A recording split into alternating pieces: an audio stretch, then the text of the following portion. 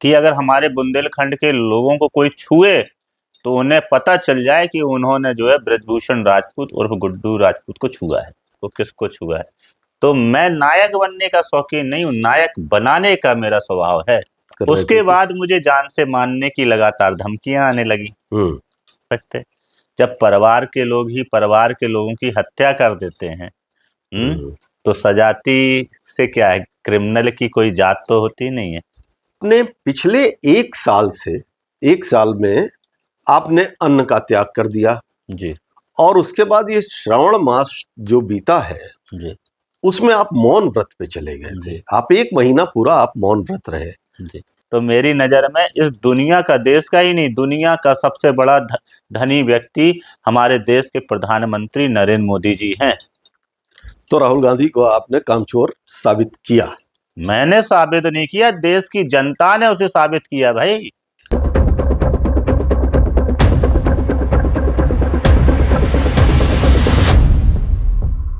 उत्तर प्रदेश की राजनीति में समय समय पर कई ऐसे चेहरे आते हैं जो आते तो हैं लेकिन खो जाते हैं।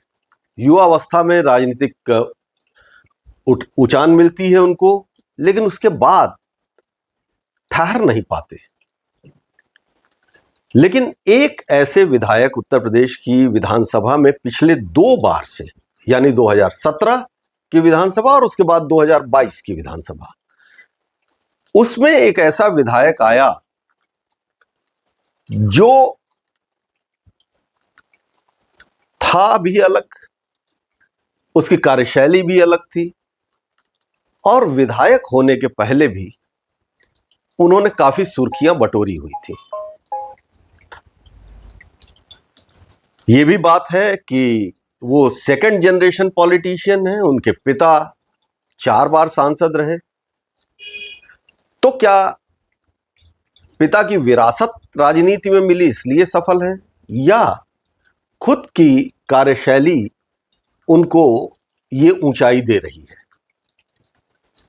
बुंदेलखंड के एक बहुत ही पिछड़े इलाके चरखारी से विधायक हैं ब्रजभूषण राजपूत। समर्थकों के बीच में गुड्डू भैया के नाम से जाने जाते हैं और गुड्डू भैया भी अपने समर्थकों से वैसा ही प्यार करते हैं जैसे उनके समर्थक उनसे प्यार करते हैं। हालांकि बहुत सारा परिवर्तन, बहुत सारे रंग इनकी विधायकी में भी हैं, इनकी पर्सनालिटी में है। तो आज सोशियो पॉलिटिकल टॉक में हम बात करने जा रहे हैं बुंदेलखंड के चरखारी से विधायक ब्रजभूषण राजपूत उर्फ गुड्डू भैया से। बहुत स्वागत है आपका। जी, हर हर महादेव। हर हर महादेव। तो ये जो महादेव के प्रति आपकी भक्ति है, ये तो इस वक्त विधानसभा के सत्र के बीच में बड़ी चर्चा इसकी हुई, तो उस पर भी हम लोग बात करेंगे जी। लेकिन बात की शुरुआत मैं करना चाहता हूं, जब आप राजनीति में नहीं आए थे, जब आप टिकट नहीं था, पार्टी के भीतर नहीं थे, उस वक्त आपने बुंदेलखंड में एक बुंदेलखंड अधिकार सेना बना दी थी और वो बुंदेलखंड अधिकार सेना बड़ी चर्चा में थी।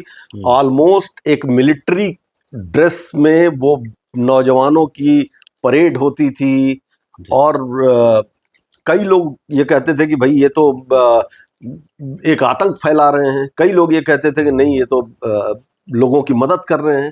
तो ये क्या था, क्या थी ये सोच और क्यों बनाई थी बुंदेलखंड अधिकार सेना? सेवा की भावना, अपने बुंदेलखंड के लोगों को उनका अधिकार, उनका हक दिलाना और उनकी सेवा करना ही सेना बनाने का मूल मकसद था। लेकिन ये जो सेना शब्द जब आ जाता है तो वो तो थोड़ा उसके भीतर एक मिलिट्री की बात आती है, कुछ ये भी बात आती है कि थोड़ा आक्रामकता भी आती है। तो किन लोगों से बचा रही थी ये सेना आपकी? बुंदेलखंड के लोगों को किससे खतरा था? ये मैं उस वक्त में, मुझे लगता है कि मैं 24-25 साल की उम्र का हूँगा और मेरे पिता श्री गंगाचरण राजपूत जी 4 बार सांसद और उस वक्त राज्यसभा सांसद भी थे। और ये सेना बनाने का विचार जो मेरे मन में आया, वो विचार जब मैंने ये देखा कि मेरे पिता राज्यसभा सांसद हैं और मैं लोगों की मदद नहीं कर पा रहा हूँ, तो मैंने सोचा कि एक ऐसी सेना का निर्माण होना चाहिए जिस सेना के माध्यम से लोगों को निष्पक्ष न्याय दिलाया जा सके। क्षेत्र के लोगों को, बुंदेलखंड के लोगों को जो सरकारी योजनाओं का लाभ नहीं मिल रहा है, उनको लड़ के दिलाया जाए, ये सोचकर सेना का निर्माण किया। फिर कई महापुरुषों के बारे में अध्ययन किया। अध्ययन पहले भी करते थे, फिर और अध्ययन किया, तो मेरे आइडियल जो है बाला साहब ठाकरे, अच्छा। सुभाष चंद्र बोस। एक नौजवानों के आइडियल वैसे होते भी जो है भगत सिंह जी हैं, सुभाष चंद्र बोस हैं। खून गर्म होता है तो मन में आता भी यही है कि न्याय मिलना चाहिए, तुरंत की तुरंत काम होना चाहिए। उसी भाव के साथ मैंने जो है बुंदेलखंड अधिकार सेना बनाई। राजनीति में हम लोग यही देखते हैं, लोग अपनी समस्याओं को लेकर जाते हैं, पत्राचार करते हैं, बात सुनाते हैं, मगर लोगों के काम जो है बड़ी देर में होते हैं। मैंने सोचा कि ऐसा क्या किया जाए, ऐसी कौन से रास्ते पे चल के जो है ऐसा संगठन बनाया जाए कि लोगों के तुरंत काम हो। तो फिर मैंने बुंदेलखंड अधिकार सेना अपने मित्रों के साथ में बैठे चर्चा की। लोगों ने कहा हाँ लड़ना चाहिए, तो विचार बन गया, सेना का गठन हो गया। तो फिर एक हमारा युवा साथी था, उसने एक कहानी सुनाई।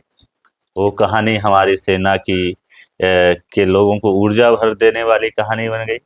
लोगों ने वो कहानी कुछ इस तरीके से थी कि मैं आपको भी सुनाना चाहता हूँ कि एक बिच्छुओं की सेना थी, उसके एक सेनापति थे। हाँ, तो उन्होंने कहा कि अगर कोई पूछे तुम्हारा सेनापति कौन है, तो उसने कहा चाहे जिसके पीछे हाथ रख के देख लो, तुम्हें पता चल जाएगा सेनापति कौन है। यही भाव हमारा और हमारे सेना के लोगों के अंदर हम लोगों ने पैदा करना शुरू किया कि हमें ऐसे बुंदेलखंड के लोगों को ताकतवर बनाना है कि अगर हमारे बुंदेलखंड के लोगों को कोई छुए तो उन्हें पता चल जाए कि उन्होंने जो है ब्रजभूषण राजपूत उर्फ गुड्डू राजपूत को छुआ है। और वही ऊर्जा, वही ताकत देने का मैं लगातार सेना के माध्यम से लोगों को काम करता था। तो ये तो बिल्कुल स्वाभाविक सी बात है कि एक नौजवान तब आप सिस्टम का पार्ट नहीं थे जी, अब आप सिस्टम का पार्ट हैं जी। अब आप खुद विधायक हैं और विधायक होने के बाद भी कई बार आप चौंका देते हैं। आप अपने कुछ अचानक आप ऐसा करते हैं। अब एक बार आपने 9-10 साल के एक दिव्यांग बच्चे को एक दिन का विधायक डिक्लेयर कर दिया था। तो क्या ये वो नायक फिल्म देखने के बाद ये आइडिया आया था या कोई दूसरी वजह थी? वो मेरे स्वभाव में है उत्कर्ष जी। मेरा स्वभाव क्या था, मैंने आपको एक कहानी सुनाई बिच्छुओं की सेना की। मेरा स्वभाव क्या है कि मैं लोगों को उस तरीके का शक्तिशाली बनाना चाहता हूं कि आप किसी को छुएं तो बिच्छू के पीछे क्या होता है, डंक, और अगर उसको छुएंगे तो बिच्छू क्या करेगा, तो पता चल जाएगा आपको किसको छुआ है। तो मैं नायक बनने का शौकीन नहीं हूँ, नायक बनाने का मेरा स्वभाव है। ये अच्छी बात है। आजकल के दौर में जब हर आदमी खुद के लिए सोच रहा है तो आप दूसरों को ताकत देने की बात कर रहे हैं। मेरी यही सोच है कि मैं अपने पहले सिर्फ मैं बुंदेलखंड की बात करता था क्योंकि मेरे जहन में, मेरे मन में सिर्फ बुंदेलखंड के प्रति भाव था। मैं बुंदेलखंड के लोगों की पीड़ा से ही परिचित था, बुंदेलखंड के ही लोगों के कल्याण की मनोकामना मन में रखता था। मगर मैं चाहता हूं कि मेरे देश के लोग जो है इतने शक्तिशाली, इतने मजबूत हों कि कोई किसी का उत्पीड़न करने का अगर प्रयत्न करे तो उसको तगड़ा जवाब मिले, तगड़ा सबक सीखने को मिले। और आपके इलाके में तो वैसे भी माफिया बड़ी चर्चा में रहता है, खनन माफिया, और बड़े पावरफुल लोग होते हैं, तो उनसे टकराते हुए कई बार खतरे भी होते हैं। जी। एक बार तो आपके ऊपर हमला भी हो गया था, स्कार्ट के ऊपर गोलियां चली थी, और ये कहा गया कि साहब ये तो कुछ लोगों ने ये कहा कि नहीं ये तो खुद माफिया है। मतलब इस तरह की बात होती है, क्यों हाँ, होती है? उत्कर्ष जी, ये बात तो मुझे खुद चौंकाने वाली भाई, जो आप स्कॉट पे हमला की बात कर रहे हैं। असल में हुआ यूं था कि जब मैं विधायक बना तो अमरनाथ यात्रियों पर एक हमला हुआ। तो मैंने एक बयान दिया, वो बड़ा चर्चा में रहा, पूरी देश की मीडिया ने उसे दिखाया। मेरा बयान ये था कि अमरनाथ यात्रा पे हमला करने वाले आतंकवादियों को सबक सिखाना चाहिए। हमारे देश की सेना को उन्हें पकड़कर इतना बुरा हाल करना चाहिए कि किसी भी देश की या कोई भी आतंकवादी फिर हमारी किसी भी धार्मिक यात्रा पे हमला न कर पाए। तो ये भाव मेरे मन में आया और ये मैंने सोशल मीडिया के माध्यम से आकर बयान दिया। और साथ साथ बहाव में जो मन के अंदर एक उथल पुथल मची रहती थी, पीड़ा होती है, जो हर राम के भक्त को, राम को चाहने वाले के अंदर भी होती है कि राम मंदिर क्यों नहीं बन रहा है, राम मंदिर क्यों नहीं बन पा रहा है। जब आतंकवादियों ने ये हमला किया तो फिर एक भाव आया कि अगर हमारे राम का मंदिर नहीं बना तो हम फिर हज यात्रा रोक देंगे। तो हज यात्रा रोकने की हमने बात की। मेरे मन में ये सवाल, ये पीड़ा इसलिए आई क्योंकि हिंदुओं की धार्मिक यात्राओं पे हमले होते हैं, उनकी यात्राएं रोकी जाती हैं, मगर इस देश के अंदर कभी भी कोई भी इस्लामिक यात्रा या उनके धार्मिक कार्यक्रमों को कभी भी हिंदू न रोकता है, न उन्हें कोई छेड़ता है, न किसी भी प्रकार का व्यवधान पहुंचाता है। तो मेरे मन में भाव आया कि कहीं ना कहीं हमारे देश के कुछ जयचंद टाइप के लोग जो हैं, जो आतंकवादियों से मिले जुले हैं, जिनके कारण से जो है हमारे भगवान श्री राम का मंदिर नहीं बन पा रहा है, तो अगर हमारी धार्मिक यात्राओं को रोका जाएगा तो हम तुम्हारी भी धार्मिक यात्रा को रोकने का काम कर देंगे। तो ये हमला हम लोग बात कर रहे थे, उसके बाद मुझे जान से मारने की लगातार धमकियां आने लगी। फिर ताजिया, हमारे यहाँ पे हर जगह ताजिया उठते हैं। परंपरागत एक हमारे यहाँ पे चरखारी में किला है, वो किला हम लोगों ने 2010 में जो है वहाँ के राजा साहब से खरीद लिया था, और एक परंपरा वहाँ बनी आ रही, उस किले में जो है ताजिया आके रखे जाते थे। अब जब मुझे जान से मारने की धमकियां मिली आतंकियों से, कट्टरपंथियों से, तो मैंने ताजिया वहाँ रखने से मना कर दिया, क्योंकि वो हमारी निजी संपत्ति थी। मुझे लगा अगर पुलिस प्रशासन वहां पे सुरक्षा की उचित व्यवस्था करे तो ये कार्यक्रम हो। कहीं ऐसा ना हो कि ये कार्यक्रम ये लोग करने आए और कोई उपद्रव कर दे, और मैं विधायक हूँ और वो पूरा आरोप मेरे ऊपर लग जाएगा कि मैंने ये जान के कराया है। तो मैंने मना कर दिया। मैंने कहा मेरे महल के अंदर जो है ताजिया जुलूस नहीं आएगा, ना वहां पे रखा जाएगा। उस पे जो है फिर कट्टरपंथियों को बुरा लग गया, फिर लोगों ने धमकियां देना शुरू कर दी, फिर तांडव शुरू किया। उस वक्त भी रात को जो है हमारे आवास पे गाड़ी पे हमला हुआ।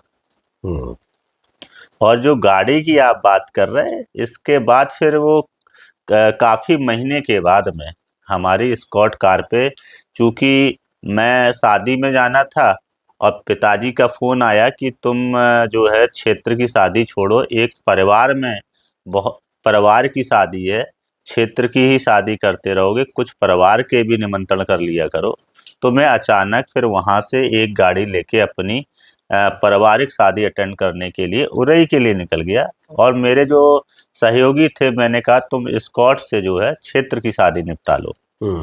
तो मगर जो घात लगाए बैठे लोग थे, जो हमलावर थे, उन्हें लगा होगा शायद मेरा ही काफिला आ गया है, सायरन बजा, तो उन्होंने उस पर फायर किया, हमला किया।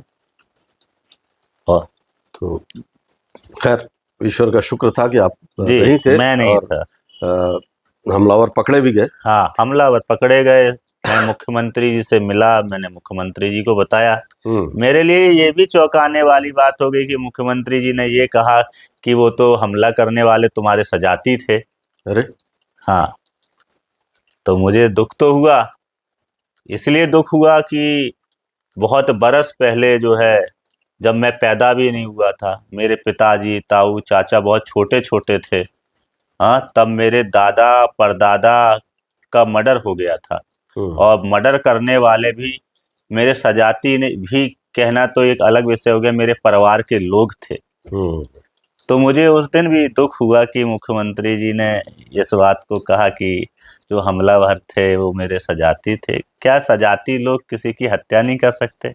जब परिवार के लोग ही परिवार के लोगों की हत्या कर देते हैं, तो सजाती से क्या है? क्रिमिनल की कोई जात तो होती नहीं है, क्रिमिनल तो कोई भी हो सकता है। तो ठीक।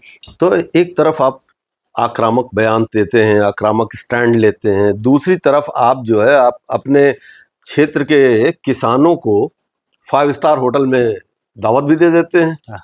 तो ये भावुकता, ये क्या था किस्सा? ये प्रेम है, अपने जनता से प्रेम है कि, और भोले का जो भक्त होगा ना, महादेव का जो भक्त होगा, तो वो अपने सभी लोगों से प्रेम में रहता है।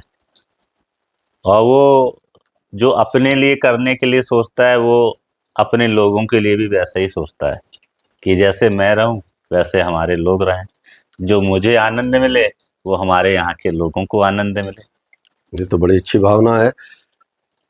और इसके साथ लेकिन टकराने में आप चूकते नहीं हैं। अगर मामला सिद्धांतों का हो तो अभी कुछ दिन पहले आपने बुंदेलखंड राज्य की मांग की थी, और उसके बाद फिर ये भी बात हुई कि मुख्यमंत्री ने आपको बुलाया आप लोगों को, और उसके बाद आप वहाँ भी टकरा के आ गए। आपने कहा नहीं, मैं तो मुद्दा उठाऊंगा। सिद्धांतों से समझौता करना नहीं सीखा, और क्योंकि हम मैं खुद अपने लिए लड़ाई नहीं लड़ रहा हूँ ना, मैं अपने बुंदेलखंड के लोगों के लिए लड़ता हूँ, अपने लोगों के लिए लड़ता हूँ, आम गरीब के लिए, किसान के लिए, नौजवान के लिए, माता बहन के लिए लड़ाई लड़ते हैं। हम अपने लिए कुछ नहीं चाहते हैं, हमें अपने लिए कुछ चाहिए भी नहीं है। हम अगर गरीब लोगों के हक की बात नहीं उठाएंगे, उनकी हक की बात नहीं करेंगे, तो किसकी बात करेंगे? आखिर जनता ने हमको चुना है, विधायक बनाया है, तो हमारी जिम्मेदारी है कि हम पूरी ताकत के साथ, निडरता के साथ में अपनी बात को अपने नेता, अपनी पार्टी के फार्म पे रखें और पहुंचाएं। तो ये बुंदेलखंड राज्य वाला मामला तो कई बार बहुत ऊपर जाता है, उसके बाद फिर ठंडा हो जाता है, और उसके बाद फिर, लेकिन एक बात तो तय है कि इस बुंदेलखंड राज्य के आंदोलन में आप और आपके परिवार की अगुवाई बनी रहती है। तो आखिर कब ये निर्णायक लड़ाई होगी? निर्णायक लड़ाई तो खुद जनता को लड़नी पड़ेगी, वहाँ के लोगों को लड़नी पड़ेगी। हमें लगता है कि बुंदेलखंड राज बनने से बुंदेलखंड वासियों का बहुत लाभ और बहुत फायदा होगा, इसलिए हम इस बात को लगातार कहते हैं। जिस दिन वहाँ की आम जनता इस बात को समझ लेगी और वो अपने हक के लिए, अपनी भलाई के लिए बुंदेलखंड राज को लेकर सड़कों पर उतर आएगी, उस तभी बुंदेलखंड राज बनना संभव है। जिस तरीके से उत्कर्ष जी, उत्तराखंड के लोगों को ये समझ में आया कि उत्तराखंड राज बनने से उत्तराखंड का और उत्तराखंड के लोगों का भला होगा, उसी तरीके से बुंदेलखंड के लोगों को भी ये जब मन में भाव आ जाएगा, ये समझ में आ जाएगा कि बुंदेलखंड का भला तभी होगा जब बुंदेलखंड राज बनेगा। आज आप खुद देख लीजिए, आज उत्तराखंड में कितने एयरपोर्ट हैं? 4-5 एयरपोर्ट हैं। वह बुंदेलखंड में एक भी एयरपोर्ट नहीं है। हाँ, और उत्तराखंड बने कितना टाइम हुआ? 20 से 22 साल हुए होंगे, और 20-22 साल में वहाँ पे 5 एयरपोर्ट बन गए, और बुंदेलखंड में एक भी एयरपोर्ट नहीं है। आज उत्तराखंड में पीजीआई भी है, एम्स भी है, और कई मेडिकल कॉलेज अच्छे और प्राइवेट मेदांता भी है, मगर बुंदेलखंड में कुछ नहीं है। कई बड़े इंजीनियरिंग कॉलेज वहाँ पे खुल गए मगर बुंदेलखंड में नहीं है। तो क्या ऐसा लगता है कि सरकार तो आप ही की है पिछले 2 बार से, तो सरकार का फोकस क्यों नहीं है देखिए, बुंदेलखंड पे? सरकार उत्तर प्रदेश की है, हम्म। सरकार को सिर्फ बुंदेलखंड की अकेली चिंता नहीं, नहीं लेकिन करनी बुंदेलखंड पड़ेगी। भी तो उत्तर प्रदेश का हिस्सा है, बिल्कुल, पिछड़ा है, उसको बात तो करनी चाहिए। बिल्कुल सबकी बात करनी पड़ेगी। बुंदेलखंड की क्यों अकेले बात करेंगे भाई? वो तो बलिया की भी बात करेंगे, वो तो कानपुर की भी बात करेंगे, गाजियाबाद की भी बात करेंगे, मथुरा की भी बात करेंगे, अयोध्या की भी बात करेंगे। सिर्फ बुंदेलखंड की बात नहीं, नहीं हो लेकिन सकती बाकी ना। जगहों के नाम आपने गिनाए, वहां तो विकास हो गया बहुत। बलिया में अभी विश्वविद्यालय आप खुल गया। जाइए मत अयोध्या वालों से पूछ लीजिए, तो वो कहेंगे नहीं, अभी हमको वो नहीं मिला जो मिलना चाहिए। खैर, अभी आप मथुरा जाइए, इतना पैसा लगाने के बाद आप वृंदावन वालों से पूछेंगे, उनके पास तो कृष्ण भी है, तब भी वो कहेंगे हम परेशान हैं। तो लेकिन बुंदेलखंड में अयोध्या में राम है, तब भी उनसे पूछेंगे तो वो परेशान है। लेकिन बुंदेलखंड में एक एयरपोर्ट करना हो ना, ये तो बड़ा, तो क्या आपने इसके लिए कोई पहल करने की सोची है? नहीं, बन रहा है, कई वर्षों से बन रहा है, 15 से 20 वर्षों से वहां बन रहा है, और जो टाइम लगेगा बनेगा। तो ये कई बार ये भी बात होती है कि ज्योतिरादित्य सिंधिया, देखिए, इस उत्कर्ष जी, इस बात को आप भी समझ सकते हैं कि जब अखिलेश यादव, मुलायम सिंह यादव जी जब उत्तर प्रदेश के मुख्यमंत्री बने, तो दिन रात जो है सैफई इटावा में काम चालू हुआ, और वहाँ पे मेडिकल कॉलेज, स्टेडियम और एयरपोर्ट बन गया है। तो क्यों? क्योंकि मुख्यमंत्री वहाँ के थे। आज आप गोरखपुर में चले जाइए, तो गोरखपुर में देख लीजिए, समीक्षा कर लीजिए, काम की रफ्तार कितनी तेज है, और जगह की समीक्षा कर लीजिए। उत्तर प्रदेश में सबसे ज्यादा तेज काम कहाँ चल रहा है, समीक्षा कर कर मुझे जरा बताइएगा। तो फिर इसका मतलब ये है कि मुख्यमंत्री बुंदेलखंड से होगा, तभी बुंदेलखंड का विकास तेज होगा। चलिए, जब ये बुंदेलखंड तो राज बनेगा तो बुंदेलखंड का मुख्यमंत्री होगा, हर विभाग का मंत्री वहीं का होगा, तो हर विभाग में तेजी आ जाएगी, हर काम में तेजी आ जाएगी। ठीक है। तो एक तो ये बात हुई, हालांकि ये भी बात है कि उत्तर प्रदेश के तमाम मुख्यमंत्रियों ने बुंदेलखंड को अलग राज्य बनाने की कभी हामी नहीं भरी। बहरहाल, तो हम आते हैं आपके। अच्छा उत्कर्ष जी, मैं एक चीज और बताऊं जी। आपको, शायद मीडिया जगत को ये इस बात का पता नहीं होगा, आजादी के बाद बुंदेलखंड राज था, और उसके पहले मुख्यमंत्री कामता प्रसाद सक्सेना थे। गौर से सुन रहे हैं ना मेरी बात को?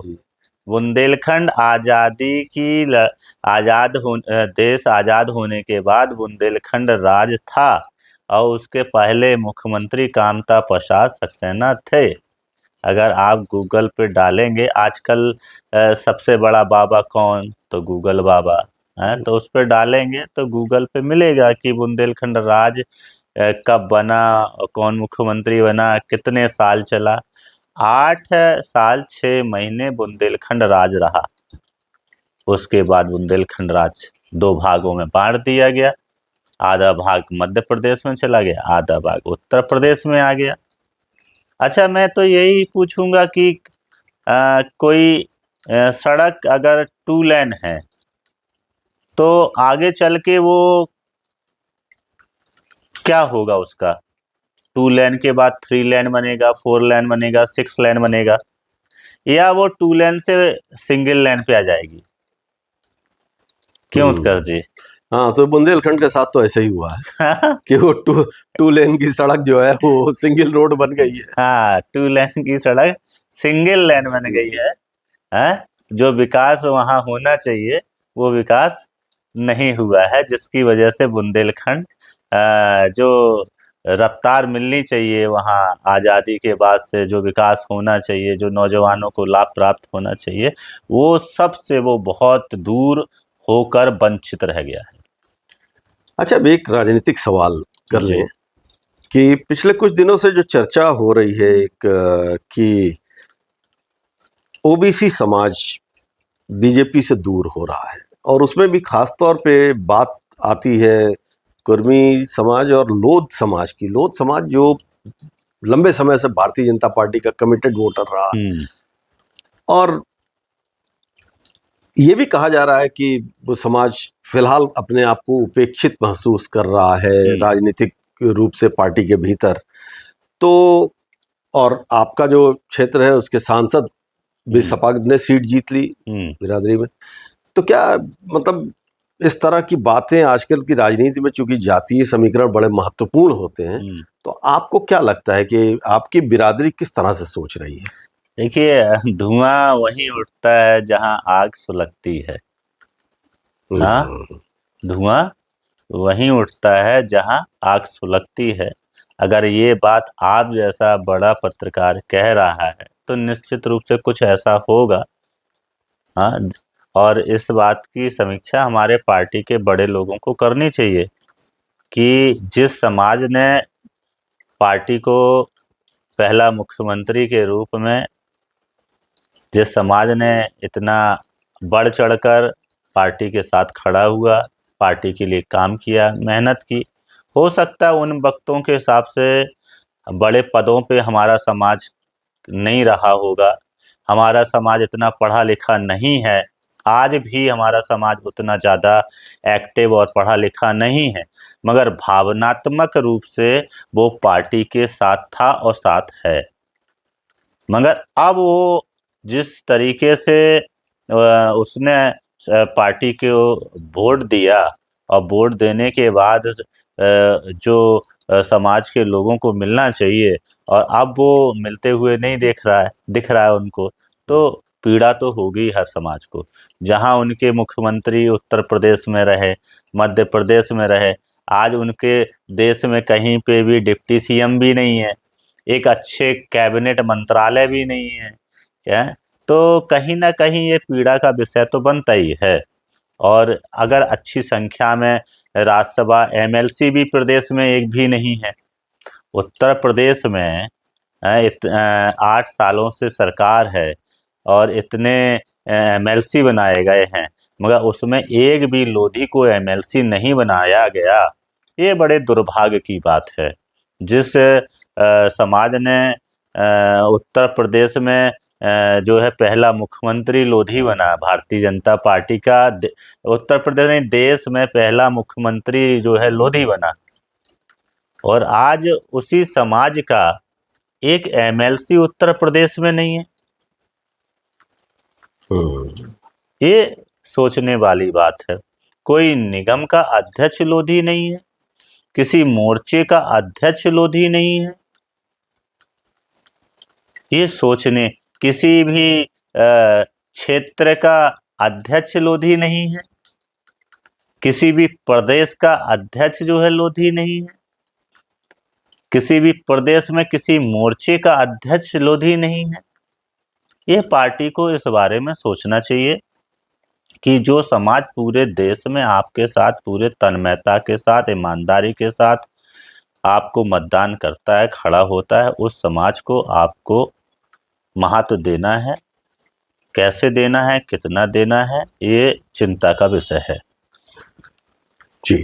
तो एक और बड़ी इंटरेस्टिंग बात हुई जो आपको जो लोग लंबे समय से देख रहे हैं वो अचानक चौंक गए थे जी।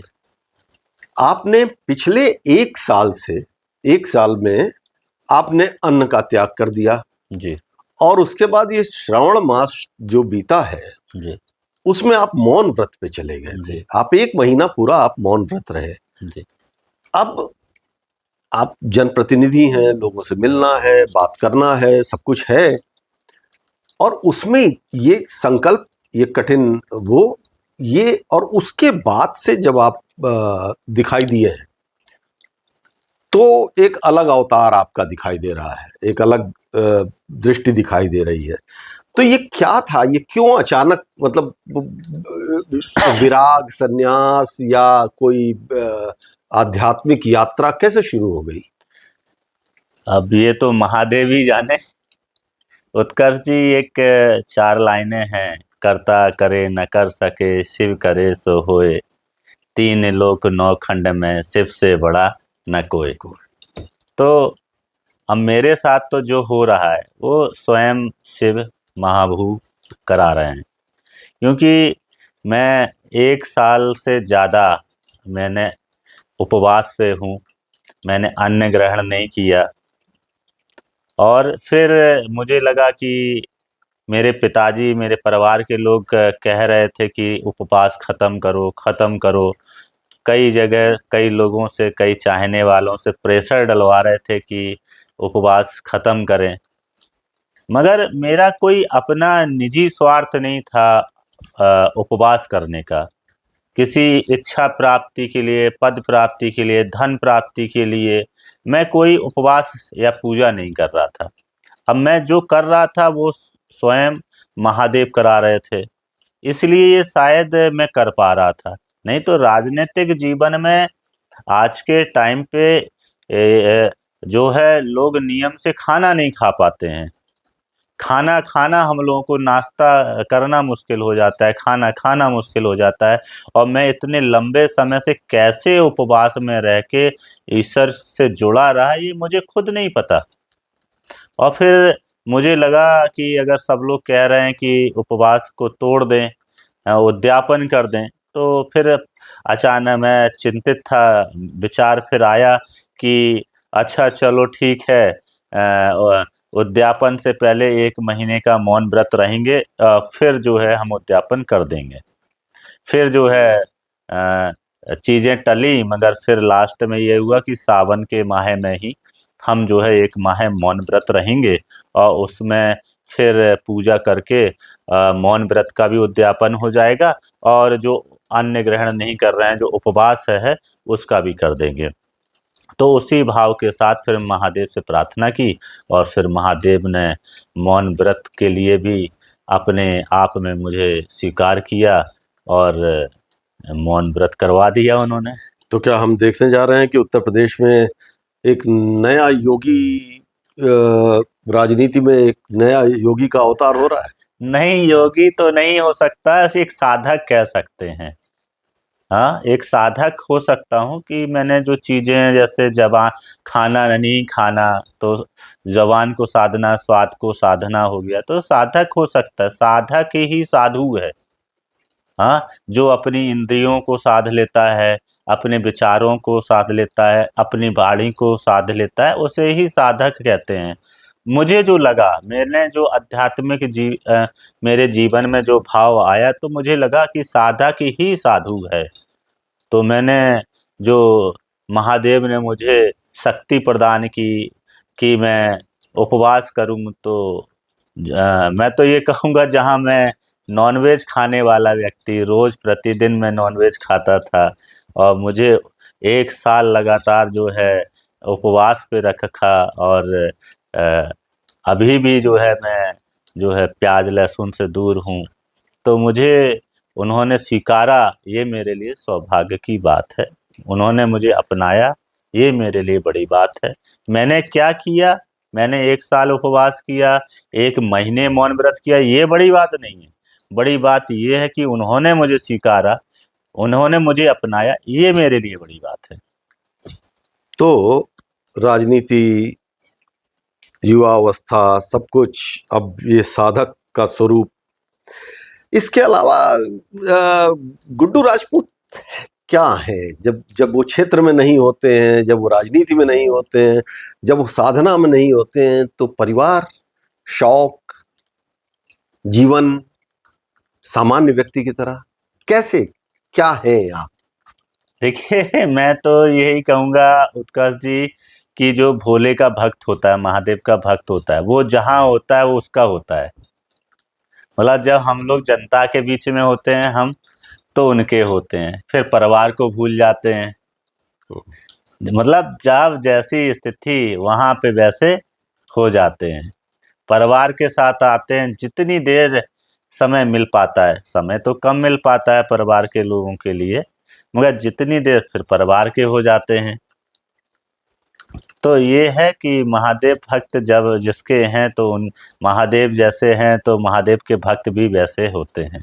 तो टुडू भाई, इस वक्त एक बड़ा राजनीतिक उथापथल का माहौल है देश में। राहुल गांधी बड़ा आरोप लगा रहे हैं वोट चोरी का और मतदाता सूची में धांधली का बड़ा आरोप, और जगह जगह से सूची में ऐसी धांधली के कुछ दस्तावेज भी निकल रहे हैं। आप तो दो चुनाव लड़ चुके, आपको क्या लगता है कि मतदाता सूची में धांधली करके चुनाव जीता जा रहा है, या धांधलियां होती हैं, या क्या है? आप क्या सोच रहे हैं इसको? देखिए, आज के ज़माने में ये सब बातें करना मूर्खतापूर्ण है। ये इस टाइम हर हाथ में कैमरा है, सोशल मीडिया है। इस टाइम पे अगर ऐसा कुछ होता तो वो सारी चीज़ें उजागर हो जाती। हर पार्टी से जुड़े हुए लोग देश में हैं, और सरकारी तंत्र हो उसमें भी अलग अलग विचारधाराओं के लोग हैं।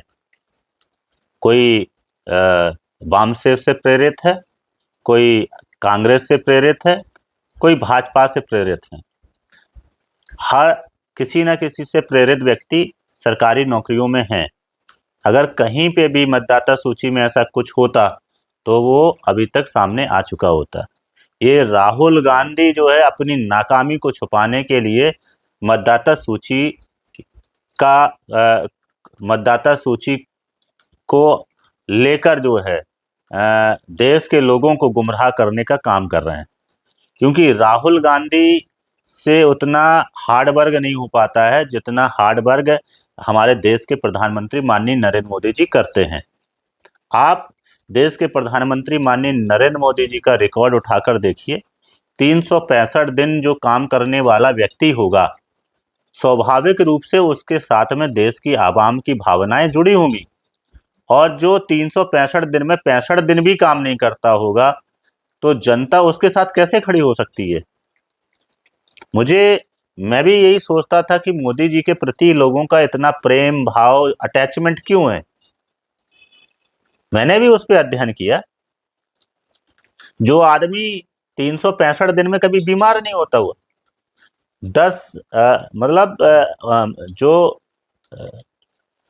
10-12 साल से जिसने कभी डॉक्टर को नहीं दिखाया, कभी बीमार नहीं हुआ, टैबलेट नहीं खाई, वो आदमी ही तो 365 दिन काम कर सकता है। और जो 365 दिन काम करेगा तो आप बताइए मुझे, क्या उस व्यक्ति को कोई परास्त कर सकता है? मेरे हिसाब से तो 365 दिन काम करने वाले स्वस्थ व्यक्ति को दुनिया का कोई भी व्यक्ति परास्त नहीं कर सकता, नहीं हरा सकता उस आदमी को। नरेंद्र मोदी जी दुनिया के सबसे धनी व्यक्ति हैं। आपको एक चीज नई फिर मैं यहाँ बता रहा हूँ। मैं जो बात कह रहा हूँ, मेरे मन में ये था कि मैं मीडिया पे लिखूं कि देश का सबसे धनी व्यक्ति कौन है। इस सवाल को मैं लोगों से पूछूं और लोग जवाब दें कि देश का सबसे धनी व्यक्ति कौन है, बताएं। बताने वाले को इनाम दिया जाए। हाँ, कि देश का धनी व्यक्ति कौन है। मेरी नज़र में, मैं अब चूंकि कैमरे के सामने आ ही गया हूँ, तो मेरी नज़र में इस दुनिया का, देश का ही नहीं, दुनिया का सबसे बड़ा धनी व्यक्ति हमारे देश के प्रधानमंत्री नरेंद्र मोदी जी हैं। कैसे? हम लोगों के बुजुर्गों ने कहा है ना, हाँ, निरोगी काया। सबसे धनी कौन, सबसे सुखी कौन? जिसकी निरोगी काया। आज मोदी जी न बीपी की गोली खाते हैं, न शुगर की गोली खाते हैं, न कभी बुखार की, न कभी जुखाम की, कभी बीमार ही नहीं हुए। तो उससे धनी व्यक्ति कौन, उससे सुखी व्यक्ति कौन? तो ये जितना प्रोपेगेंडा है ये मतदाता सूची वाला, आप इसको नकार रहे हैं? बिल्कुल 100% नकारना ही पड़ेगा, 100% नकारना पड़ेगा। अपनी कमजोरी, नाकामी, अपने को छुपाने के लिए मतदाता सूची पे आरोप लगाना ठीक नहीं है। कामचोर व्यक्ति जो है हमेशा दूसरे के ऊपर ही आरोप लगाता है। कामचोर व्यक्ति कभी अपनी कमियां नहीं गिनाता। कामचोर व्यक्ति हमेशा दूसरों के ऊपर ही कमियां निकालता है और उनके ऊपर डाल देता है। तो राहुल गांधी को आपने कामचोर साबित किया? मैंने साबित नहीं किया, देश की जनता ने उसे साबित किया भाई। मैं क्यों साबित कर रहा हूं? लगातार हर चुनाव में देश की जनता राहुल गांधी को कामचोर साबित कर रही है। वो नहीं करता इतनी मेहनत, वो इतना काम नहीं करता, इसलिए वो मोदी से बहुत पीछे है और पीछे रहेगा। तो अब 2027 और इस वक्त जो चुनाव होने हैं विधानसभा के, आप तीसरी बार जाएंगे जनता के दरबार में, और इस वक्त जो माहौल है, राजनीतिक माहौल है, उसमें भारतीय जनता पार्टी उत्तर प्रदेश में काफी संघर्ष करती हुई दिखाई दे रही है। ये बात तो सामने है। तो क्या आपको लगता है कि 2027 की लड़ाई आसानी से निकल जाएगी या थोड़ी मुश्किल हो रही है? मेहनत करने वाले की हार नहीं होती है। जो ज्यादा मेहनत करेगा वो फल पाएगा, सीधी सीधी बात है। जो मेहनत करेगा वो फल पाएगा। मेहनत जिसकी ज्यादा अच्छी होगी, जितनी ज्यादा होगी, उसको 2027 में फल मिलेगा। जो सबको साथ लेकर चलेगा उसको मेहनत का फल मिलेगा। तो ये तो एक इशारा है, राजनीतिक इशारा कर रहे हैं आप। राजनीतिक इशारा नहीं है, ये जो है सच है।